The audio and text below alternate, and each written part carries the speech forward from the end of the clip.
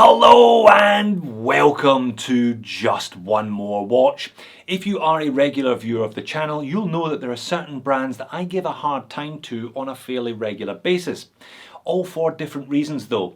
Rolex. I give Rolex a hard time because they're unobtainable, massively overhyped, massively overrated and massively overpriced. Seiko. I give Seiko a hard time because it's not the value brand that it once was, and the quality control isn't nearly good enough considering the prices they are now charging for many of their watches. And Bulova.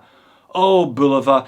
I've got a slightly different attitude towards Bulova. I feel like a concerned parent. I can see the potential in Bulova and I give them a bit of tough love in the hope that they can change their ways and realise that full potential.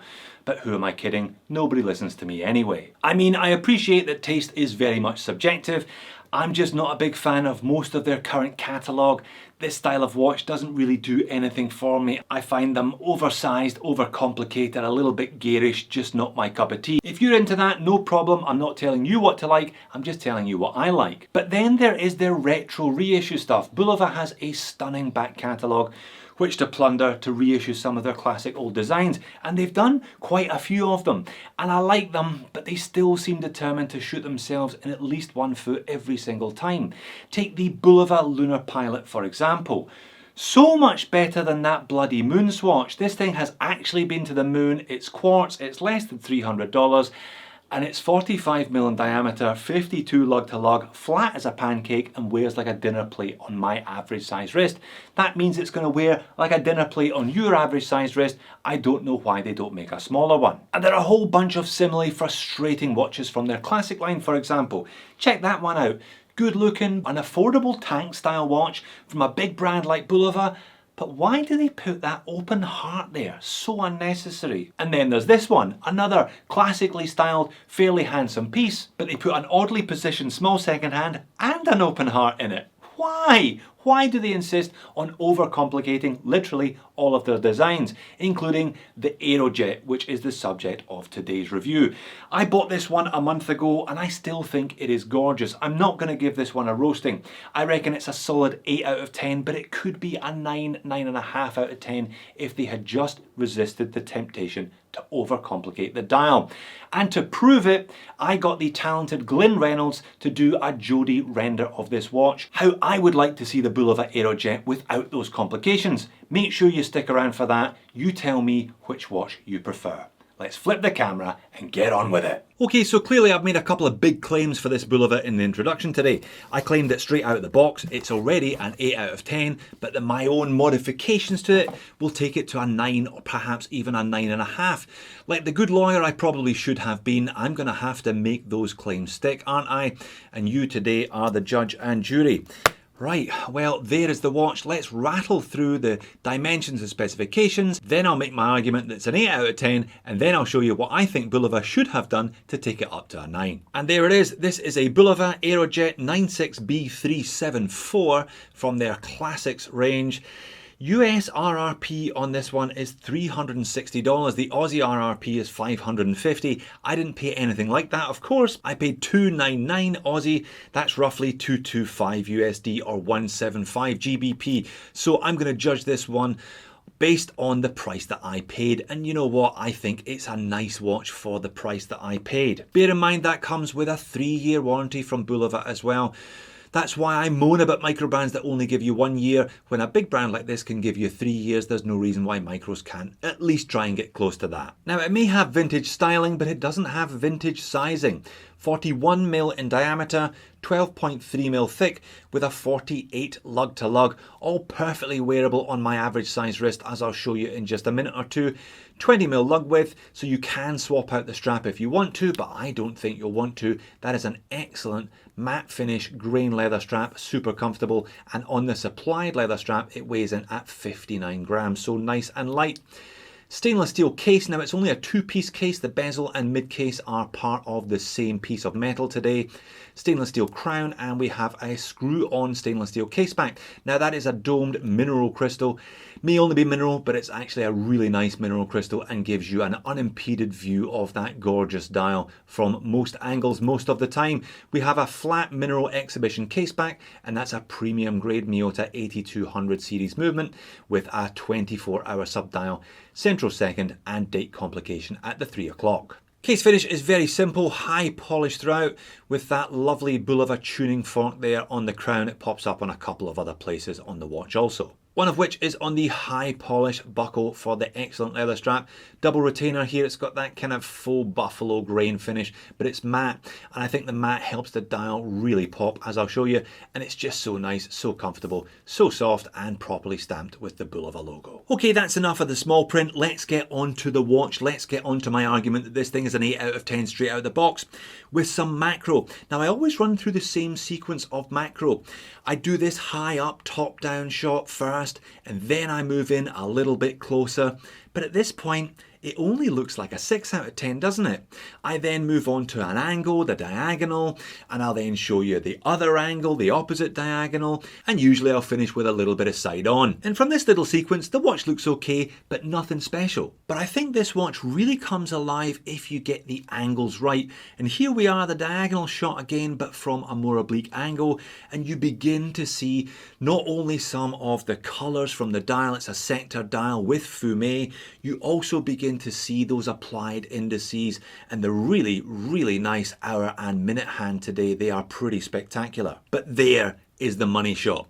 If I go much, much closer in at an oblique angle, the Bulova logo, which looked a little bit odd earlier on, applied, it's got that kind of vintage style where all the letters are linked.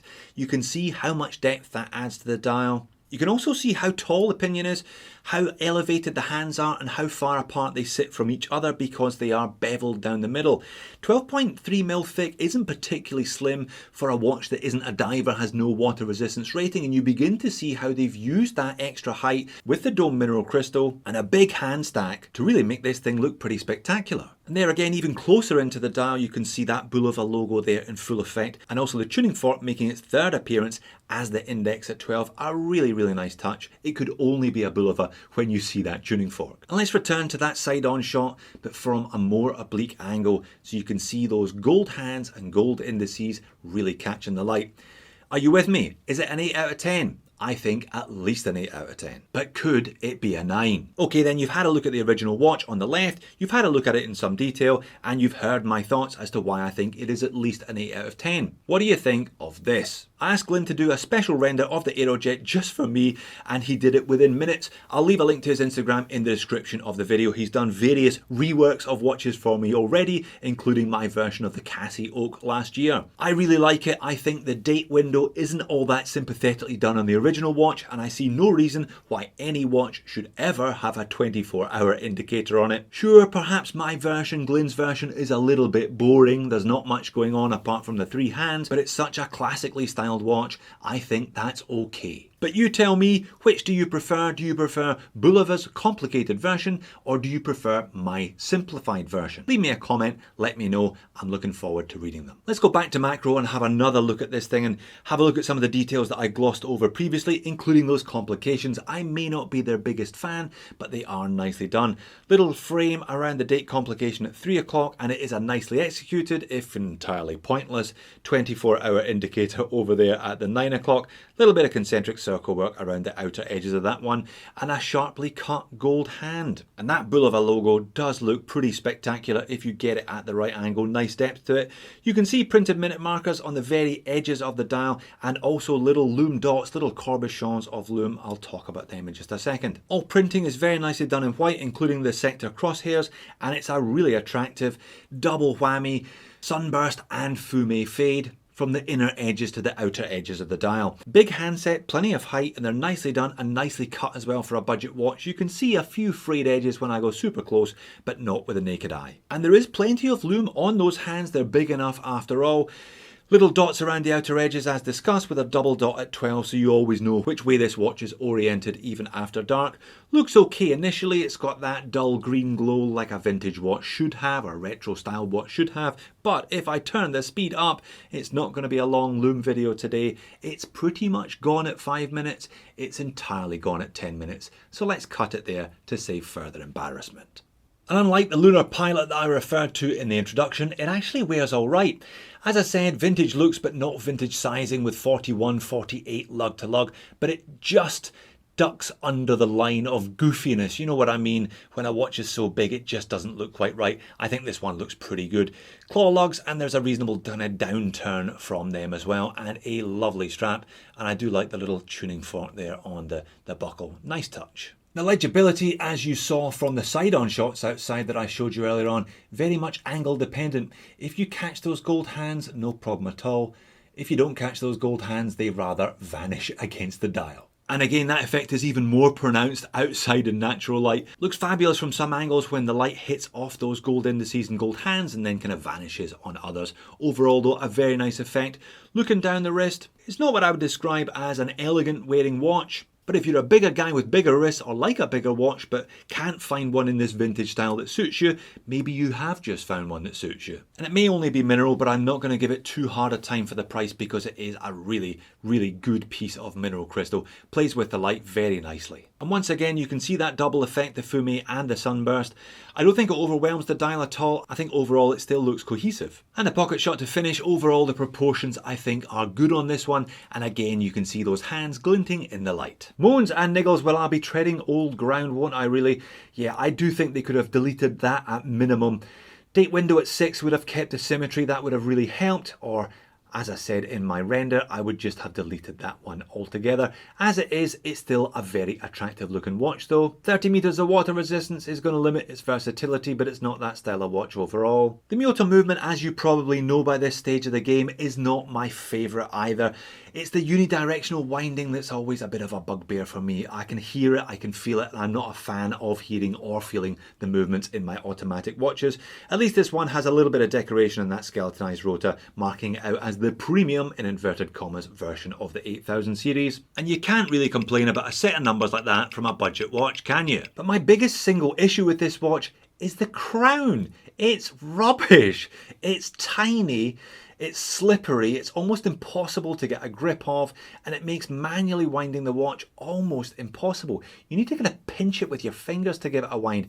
If you're wearing this as part of a collection, as part of a rotation, I always like to give a watch a good wind as I put it on the wrist. It's bloody impossible to do that with this one. So another slightly frustrating experience with another slightly frustrating Bulova today. They are a brand that does raise my blood pressure a little bit because I think with a few tweaks they could be so much better. No idea why they put that 24-hour indicator on this watch at all. In fact, if you Google Bulova Aerojet Vintage, you will see a whole bunch of very attractive watches that look quite similar to this one.